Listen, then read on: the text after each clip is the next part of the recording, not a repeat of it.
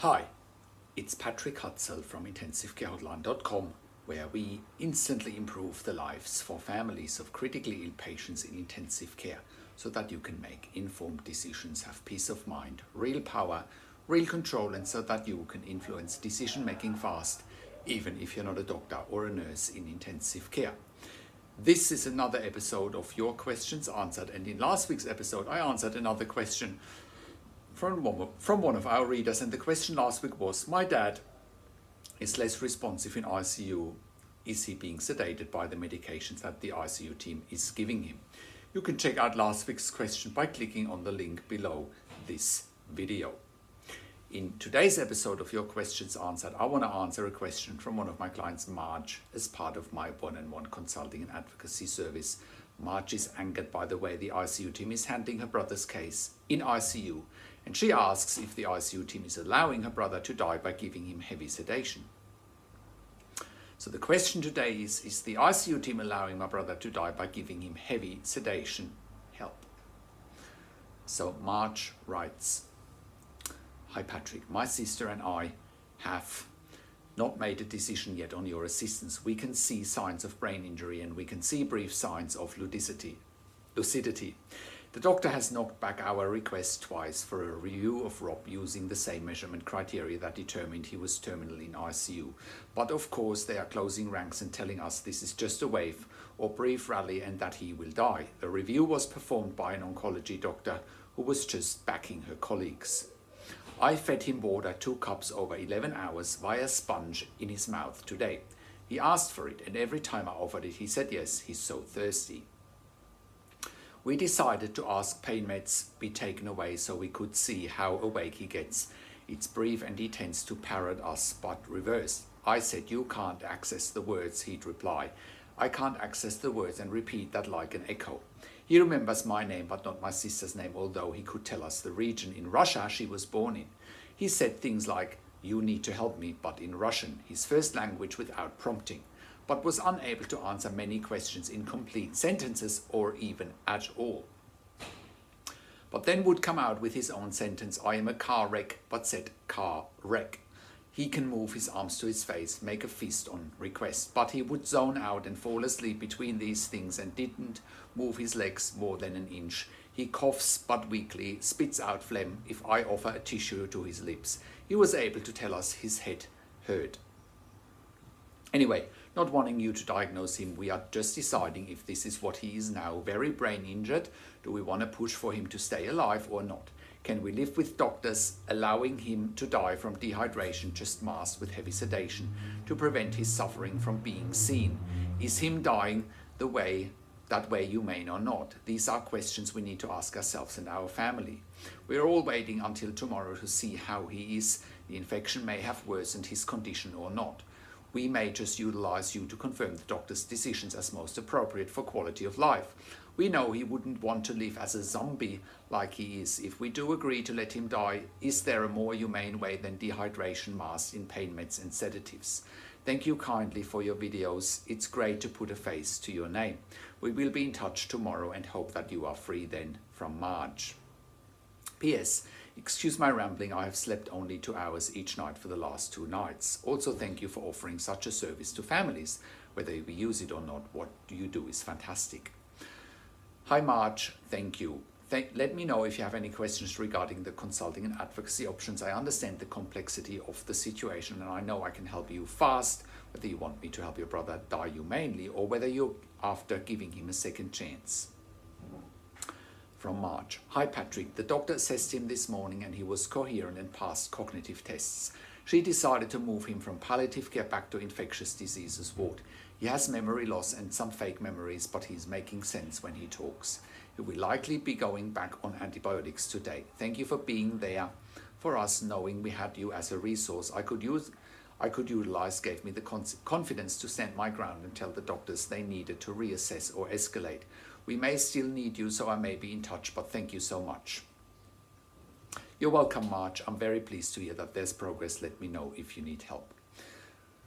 From Marge. Hi Patrick, so the update with my brother is that we had him successfully moved from palliative care to the infectious diseases ward. He had been moved from ICU to palliative care on the evening on the 31st of September. He was placed back on IV fluids on the 4th of October, meaning he was without fluids and without antibiotics for at least 3 days. Sorry to backtrack, he self-admitted to St. Kyra's Hospital on the 19th of September, very unwell with staphylococcus infection to the back of his hand and his upper chest. They operated on both, but he then declined cognitively. I don't know the order of events, but it was discovered he had a staphylococcus abscess on his brain and down his spine, and the procedure was done on his head to relieve that pressure. He allegedly showed no response in ICU when taken off life support. He did not have a next of kin listed, so the doctor sent him to palliative care on the evening on the 31st of September. Our family only found about this on the night of the 31st and flew the morning of the 1st of October. On the 2nd of October, we believed he had improved. That's when I had to advocate for a reassessment, etc. When back in the infectious disease unit, the doctor who had been treating him prior to him going to ICU told me the best course of treatment for this illness was a minimum of 6 weeks on IV antibiotics, then months of oral antibiotics. He was on IV flucloxacillin and linezolid. At some point, the linezolid was changed to oral, but flucloxacillin remained via IV. I read online that this was also the best course of action for staphylococcus abscesses in the spine. Whilst here, he was initially very out of it, at times conversing fluidly and quite lucid. At times he was withdrawn and quiet or nonsensical and delusional. One night he pulled out his own catheter and long-term upper arm cannula. This long-term cannula was not replaced. This bothered me, as the doctor had said every new cannula increases the risk of the staphylococcus infection going back into his blood. He couldn't lift his legs for the first few days nor feed himself. I fed him daily for 2 weeks. Every day he got better and better. His delusions stopped about a week ago. His memory improved rapidly. His ability to retain new information increased dramatically. He took his first long walk to the end of the ward and back on the 13th of October. I feel my old brother is back, and this is not wishful thinking. Today he was assessed by occupational therapists cognitively and functionally, and she advised that he is well enough to care for himself, so NDIS not needed. But his behavior in hospital when I'm not here is quite terrible. My brother has borderline personality disorder as well as a bad temper. He tends to lash out and be verbally aggressive when he is in pain or told something he doesn't want to hear. Apparently he has wriggly wet veins which allegedly move when they try to insert a new cannula. This means nurse after nurse fail inserting them and leaves him yelling at them like it is their fault. I tell him not to do this, but his temper has more control over him than my calming voice at that time. This morning when I wasn't here, he called his doctor bad doctor because she denied his request to go outside for a cigarette. A new cannula was inserted last night but came out in the morning as he was itchy. I believe he's reacting to a medication, as this itchiness comes on every night.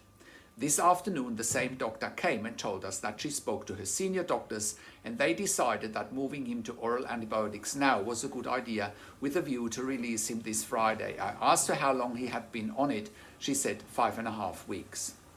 I pointed out there was at least 4 days without IV treatment when he was in palliative care, as well as several whole days in this unit when he was waiting for another cannula.